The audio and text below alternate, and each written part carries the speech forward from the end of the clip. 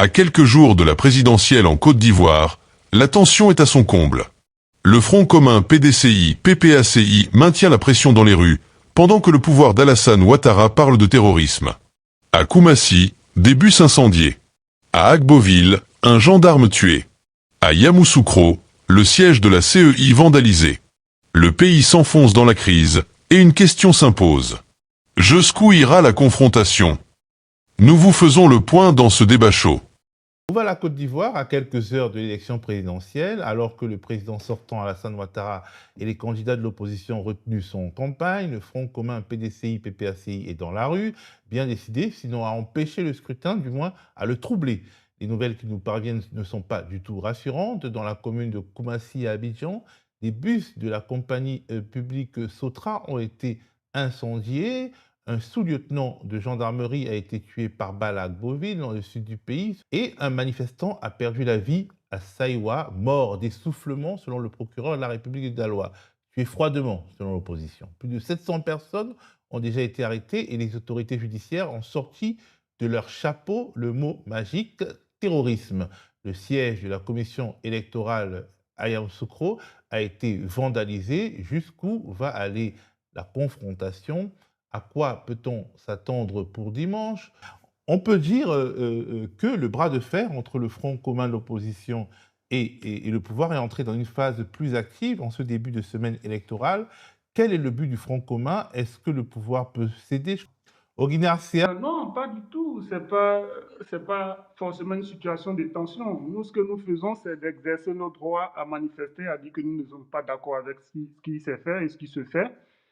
Et donc, par ces outils constitutionnels, nous essayons de faire comprendre au pouvoir qu'il n'est pas encore trop tard. Le président dispose encore de prérogatives qui lui permettent de revenir sur la voie de la paix sociale et sur la voie de l'unité, en, dans un premier temps, renonçant déjà à ce quatrième mandat illégal, et dans un second temps, en ouvrant cette élection-là pour qu'elle soit inclusive, pour que voilà, puissent choisir librement leur dire. On ne peut pas les enfermer dans un cul-de-sac et vouloir leur imposer des choix. On va revenir vers vous au Guinard. La connexion n'est pas très bonne. Franck Tocci, on a écouté au Guinée-Arséa un peu, on le réécoutera, et Bernard Houdin, il expose en fait un certain nombre de principes, mais au-delà des principes, il y a des faits. La Côte d'Ivoire est sur un pied, comme on dit à Abidjan. Est-ce que on peut craindre le pire d'ici jour de l'élection, c'est-à-dire d'ici le 25 octobre? Écoutez, comme vous l'avez dit, la situation est tendue en Côte d'Ivoire. Comme on le dirait, ça sent le soufre parce que, bien évidemment, le pouvoir en place a refusé depuis des mois, sinon des années, à ouvrir un dialogue franc pour que nous évitions encore une fois des morts inutiles. Nous évitions cette situation dans laquelle la Côte d'Ivoire est aujourd'hui depuis plusieurs jours.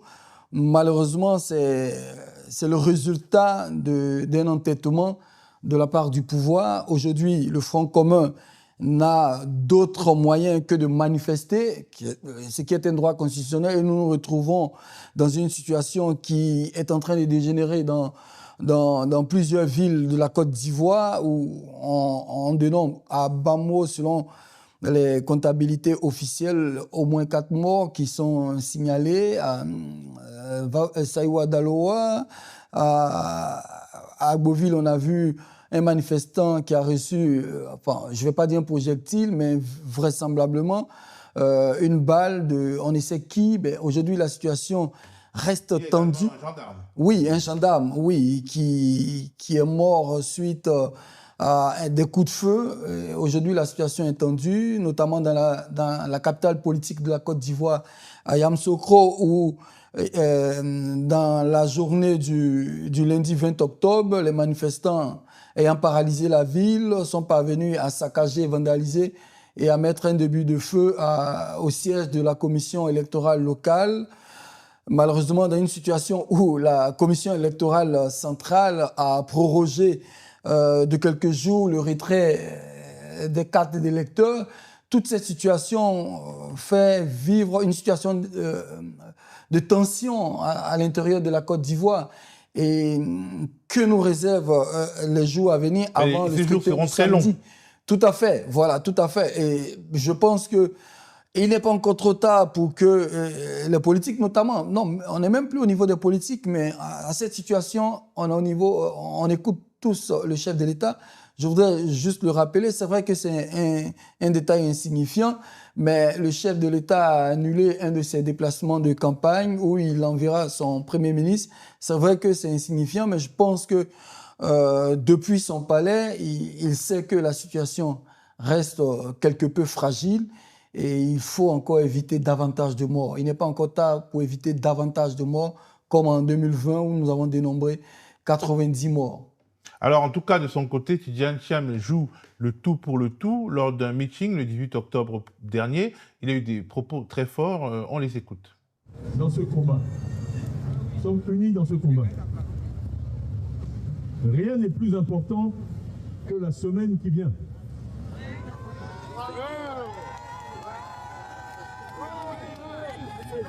Nous avons 7 jours pour libérer la Côte d'Ivoire.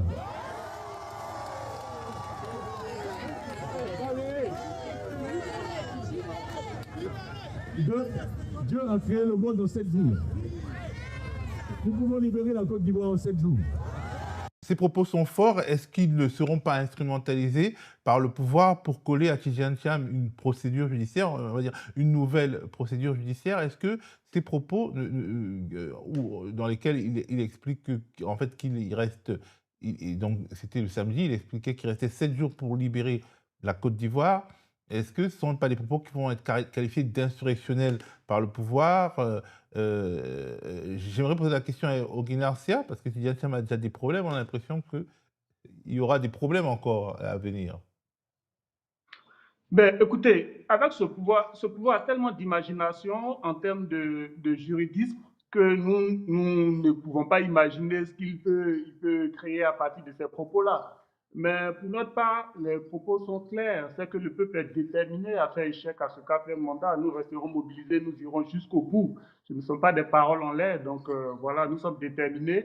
Après, le pouvoir peut faire ce qu'il veut, comme il l'a toujours fait, de toutes les façons, depuis 2 ans. Tous les week-ends, toutes les semaines du président Tidjane Thiam a des rendez-vous au tribunal, donc on est habitué. Mais ce n'est pas ça qui est le plus important. Ce qui est le plus important aujourd'hui, c'est quel avenir nous voulons réserver à la Côte d'Ivoire, à notre démocratie, à la liberté, aux libertés individuelles et tout. Donc c'est pour ça que nous nous battons et nous sommes concentrés sur cela. Donc toutes les manigances du pouvoir n'ont pas l'air de nous... Voilà, mais est-ce qu'il n'a pas prêté le flanc d'une certaine manière? Parce que cela n'est pas... Est-ce qu'il n'a pas prêté le flanc avec ses propos? Mais vous savez, comme je l'ai dit, avec même une simple, on peut, enfin, ils ont tellement d'imagination que, bon, en fait, en gros, Oguinar Sia considère que de toute façon, quel que soit le propos, il va être mis en accusation.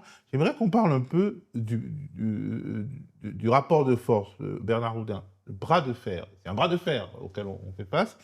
Et la question que je me suis posée est en quoi le résultat de ce bras de fer peut-il être différent de celui de 2020 ? En 2020, il y a eu une confrontation de ce type avec ce qu'on appelait le CNT, avec Henri Konan Bédié à sa tête.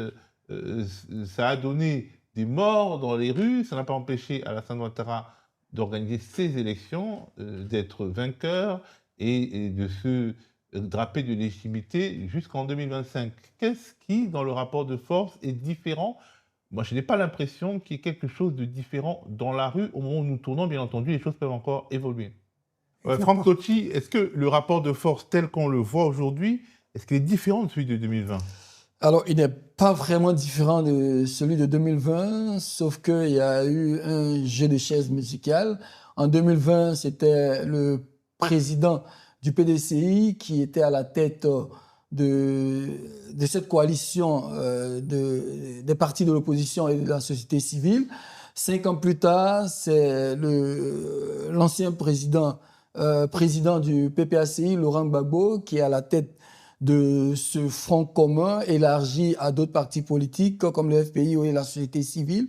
Mais l'élément qui est sensiblement différent, c'est que, au contraire de 2020, où on avait une organisation bien planifiée, on avait une tête bien identifiée, aujourd'hui, c'est vrai que c'est à l'appel du Front commun, mais les manifestations se font de manière spontanée. Ce sont les jeunes dans les rues, dans les villes, à l'intérieur du pays, qui, de manière spontanée, maintiennent des barrages dans différentes villes. Il n'y a pas d'organisation bien ficelée avec une tête. C'est un avantage 2025 ou un avantage 2020? C'est un avantage de 2025. Vous vous souvenez qu'en 2020, comment le mouvement a pris fin? Il a suffi de faire un blocus autour de la résidence de Bédié, d'arrêter quelques cadres du PDCI, d'interpeller le président du FPI, et le mouvement s'est esselé et est mort de sa propre mort. Aujourd'hui, il n'y a pas vraiment de squelette de direction de de ce mouvement. Et donc, c'est difficile. C'est pourquoi les arrestations des populations se font en masse. En une seule journée, on avait 700 arrestations. Aujourd'hui, je pense qu'on a largement dépassé les 1000 arrestations. Et donc, les populations, vous voyez qu'il n'y a pas d'appel qui se fait au jour le jour. Les populations, de manière spontanée, se lèvent et décident d'ériger des barricades dans des villages, dans des contrées reculées, dans des villes. Et c'est vraiment cette désorganisation qui fait que ce mouvement perdure, et ça prend de l'ampleur au jour le jour, à l'approche du 25 octobre. Bernard Audin? Oui, ça me permet de revenir sur les autres candidats. Si on laisse l'élection se faire samedi, normalement, entre guillemets, moi je vais vous donner le résultat avant samedi, comme on ne va pas perdre de temps. Ouattara sera entre 90 et 95, et les quatre autres avec 2-3% chacun. C'est évident. On le laisse faire depuis trop longtemps. Il faut que cette mascarade d'élection s'arrête. Et moi, je dirais aujourd'hui, quand j'ai vu les autres candidats, quand ils ont été adoubés avec des réactions qui, à mon avis, ne les ont pas avantagés par rapport à l'opinion publique dans la situation actuelle. Là, vous parlez souvent d'Yves Babo, pas les autres. Les uns les autres. Et il y en a un autre que je connais très bien, et j'ai mal pour lui, parce que c'est quand même un garçon historiquement qui représente quelque chose. Mais vous parlez d'eux? Daouda Melo, bien sûr, parce que, bon, je ne vais pas faire de mal à Henriette Lagou, mais on pourra parler d'autre chose. Mais pour revenir à ça, je dirais aujourd'hui que la démarche ou le laisser-faire qu'ils ont eu quand le Conseil constitutionnel les a adoubés, ils ont un moyen très fort aujourd'hui, dans les jours qui viennent, les heures qui viennent, vu la situation qui se dégrade, vu le risque général. Et je ne suis pas tellement d'accord avec Franck Totti, ce n'est pas simplement des choses sporadiques, instantanées, en dehors des règles. C'est quelque chose qui vient du tréfonds, qui a été... les gens ont été formés, organisés. Après, ça va prendre une autre forme. Ces candidats, si vous viennent à la télévision ce soir ou demain en disant « la Côte d'Ivoire est en danger, cette élection ne peut pas se tenir dans les conditions actuelles », nous autres, les 4 candidats, nous demandons le report de l'élection. Nous demandons de mettre, comme on dit à Abidjan, la balle à terre, et qu'on voit les choses venir, parce qu'il faut préserver ce pays. Moi, j'ai grandi dans ce pays, il faut préserver ce pays. On n'est pas là pour le brûler, on est là pour son avenir. Et quand on voit des jeunes aujourd'hui qui prennent tous les risques, comme ceux qui prennent actuellement, on se dit que c'est pour ces gens-là qu'il faut que les hommes politiques aient des situations et des décisions de sagesse. Et la première personne à avoir une décision de sagesse à faire, c'est M. Ouattara, et pas avoir des gestes comme celui qu'il a fait l'autre jour, d'aller poser les mains sur le catafalque de la mère de Thiam, je sais très bien où c'est, là à côté de la tombe du vieux, alors qu'il a interdit le fils, et il vient s'incliner devant la mère. C'est une insulte à l'intelligence.